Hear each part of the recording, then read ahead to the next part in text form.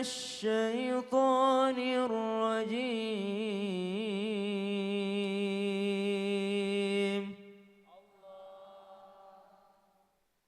بسم الله الرحمن الرحيم.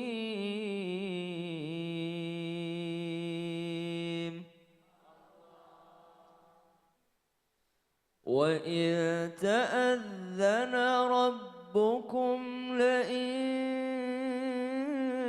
شكرتم لأزيدنكم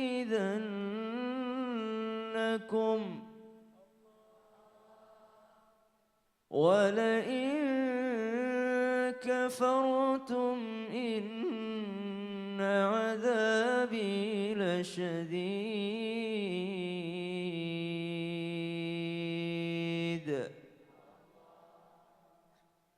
Al-Quran surah Ibrahim ayat 7, ayat yang sangat populer ya Bu ya.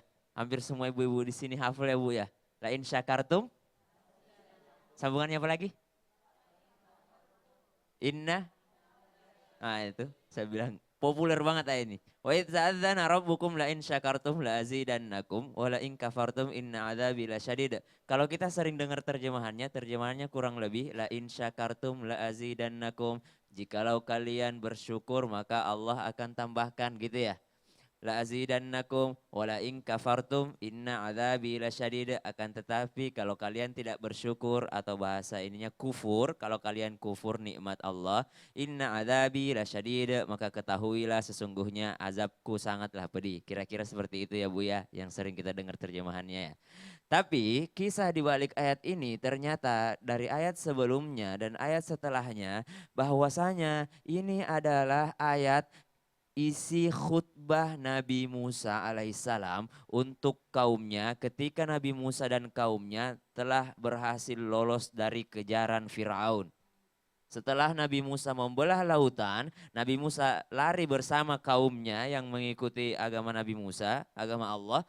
Itu setelah dia berhasil menyeberang dan Firaun ditenggelamkan bersama tentaranya yang jahat-jahat, barulah Nabi Musa berkata, wa idz ta'adzana rabbukum la in syakartum la azidannakum. Wahai kaumku, kita baru diselamatkan oleh Allah. Maka dari itu kalian harus bersyukur supaya Allah tambahkan nikmat untuk kalian. Bayangkan Bu, itu yang selamat, itu anaknya sudah mati semua dibunuh sama Firaun. Dibunuh sama Firaun dan tentaranya, ada yang rumahnya dibakar. Pokoknya mereka adalah orang-orang yang tersiksa. Mereka adalah orang-orang yang dianiaya. Tapi kenapa Nabi Musa alaihissalam memberikan khutbah tentang bersyukur? Nabi Musa tidak mengatakan bersabarlah kalian yang telah kehilangan anaknya. Tidak, Nabi Musa tidak mengatakan bersabarlah. Tapi Nabi Musa mengatakan bersyukurlah. Padahal mereka adalah orang-orang yang berduka loh. Meninggalkan rumahnya, mereka nggak tahu mau kemana. Kehilangan arah, tiba-tiba Nabi Musa berkata bersyukurlah wahai kalian, maka akan ditambahkan. Coba lihat kekuatan dari bersyukur. Kenapa demikian? Karena orang tidak mungkin bisa bersabar kalau tidak pernah bisa bersyukur. Orang tidak akan pernah bisa bersabar kalau tidak pernah bersyukur. Wala in kafartum inna adzabi lasyadid. Kalau kalian kufur, inna adzabi lasyadid. Sesungguhnya azabku amatlah pedih. Iya. Berarti nih Ustaz Syam, Sadaqallahul adzim. tadi kalau lupa bersyukur bukan hanya tidak dikasih rezeki lagi sama Allah, tapi dapat azab. Kalau Iya, kufur ya. karena bedanya kufur dengan syukur, kalau syukur itu menampakkan nikmat. Ya, ya. Kalau kufur menutup nikmat, tidak melihat nikmat itu. Oke, jadi harus bersyukur. Baiklah jamaah, kita kembali lagi di Islam Itu Indah bersama Fiostin DS. Nah, kita lanjutkan yuk tausiah dari Ustadz Maulana. Apa sih penyebabnya kalau kita ini tidak bersyukur atau menjadi orang yang sulit bersyukur? Iya. Silakan Pak Ustadz. Jamaah! Oh jamaah! Alhamdulillah. Kalau manusia menjadi kufur nikmat, tidak bersyukur disebabkan karena tadi apa yang 3 tadi Bu? Masih ingat yang tadi?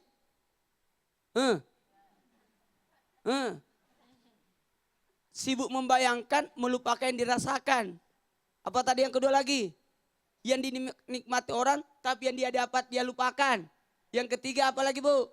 mengaku bahwa itu semua darinya. Sekarang penyebabnya orang tidak bersyukur. Ini. Apa penyebabnya? Mau tahu? Kenapa dia bisa membanggakan diri? Kenapa dia bisa sibuk memikirkan nikmat orang lain? Ini penyebabnya. Karena dia tidak mau berpikir. Tidak mau menuntut ilmu. Dalam artian, maaf, bodoh. Saya pinjam kata-kata ini. Bodoh. Tidak mau tahu. Saya tanya orang. Ada yang sama tanya. Artai, kamu pintar pijit enggak? Aku enggak tahu mijit. Bukan tidak tahu mijit. Karena malas untuk mijit. Ibu pernah enggak suruh anaknya yang mijit? Mijit ibu nak. Aku tidak tahu mijit mama. Ada begitu? Mau tahu enggak? Anak ibu itu malas. Karena tidak ada orang lahir langsung jadi tukang pijit. Tidak ada. Tapi harus belajar. Harus belajar. Karena maaf tidak memanfaatkan. Tidak mungkin Allah menciptakan kita tanpa harus memiliki kelebihan. Pasti akan bisa. Makanya karena tidak mau belajar ini. Tidak mau mengenal. Itu sehingga dia kufur nikmat. Tidak mau tahu. Yang kedua. Karena penyebabnya orang tidak bersyukur karena lalai. Lalai, sibuk, disibukkan sehingga tidak salat. Makanya orang yang salat itu bentuk kesyukurannya luar biasa. Mohon maaf kepada orang-orang yang disibukkan dengan hartanya, disibukkan dengan pekerjaannya. Sampai lupa menyembah Allah, mengingat Allah. Itu salah. Siapa yang memberikan kamu rezeki? Allah. Allah yang kasih kita rezeki. Terus kenapa kita tidak menyembah Allah, tidak mengingat Allah, tidak bersyukur atas nikmat yang Allah berikan? Makanya di awal-awal setiap kita ketemu, alhamdulillah kita mendapatkan sehat walafiat. Sehat itu karena dari Allah kan. Walafiat itu karena kita dapat hidayah untuk memfungsikan kesehatan itu. Karena hidayah kan ada dua. Hidayah berilmu dan hidayah beramal. Dua ini. Sekarang apalagi? Penyebab orang yang susah untuk bersyukur, tidak bersyukur atas nikmat. Karena mohon maaf, karena pandangannya terlalu sempit, tidak meluas. Ini kalau kita bayangkan betapa besarnya kekuasaan Allah. Allah memberikan kita hujan. Tik, tik, tik, tik, tik. Seandainya hujan itu keluar satu ember Bu. Rusak itu rumah kita. Coba. Alhamdulillah semua binatang kecil bersayap. Dan binatang besar tidak punya sayap. Bayangkan Bu kalau sapi bersayap. Dia terbang. Aku masih ingat waktu mengajar.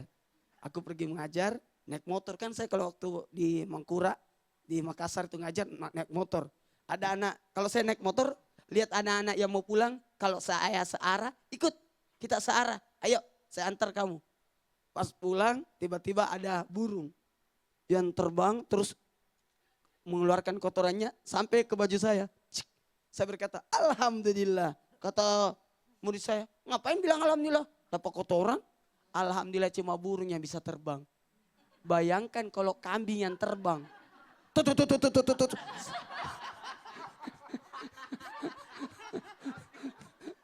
Bayangkan, saya enggak, kan ini pagi-pagi orang lagi sarapan.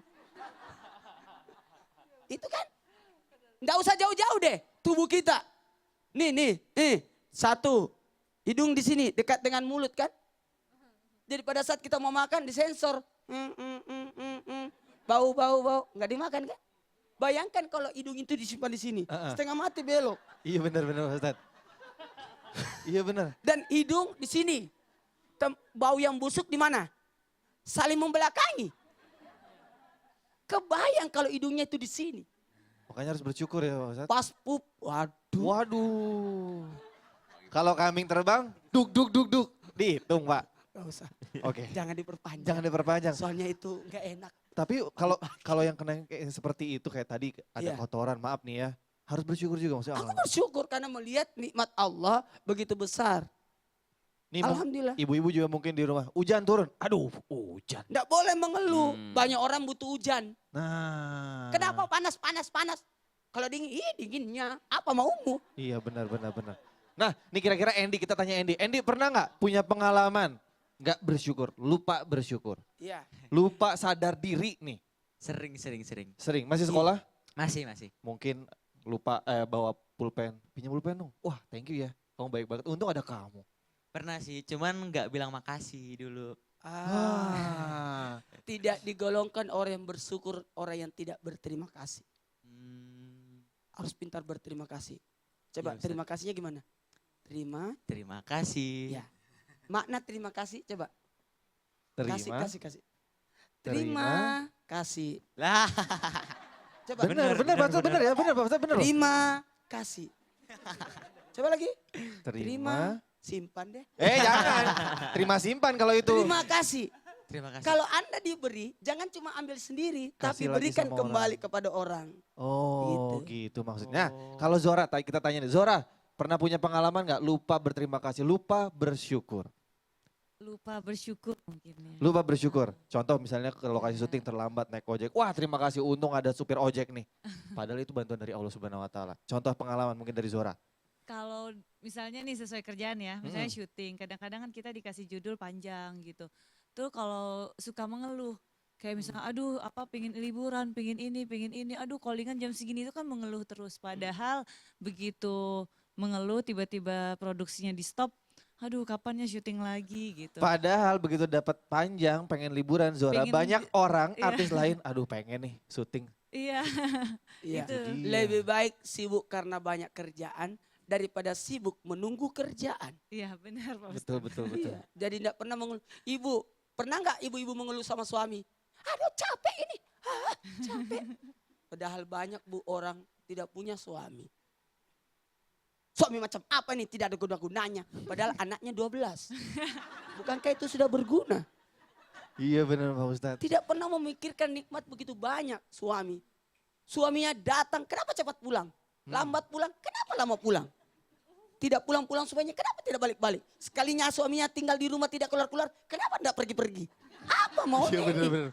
Nah makanya kita nih sebagai manusia biasa kadang-kadang lupa untuk sadar diri. Iya. Tema hari ini pas banget, sadar diri dong. Ya nanti akan dijelaskan lebih banyak lagi sama Ustadz Maulana, ada Ustadz Syam juga. Nanti juga kita akan bagi-bagi rezeki. Wah. Hanya di Islam Itu Indah bersama Fiostin DS. Jamaah! Oh jamaah! Alhamdulillah.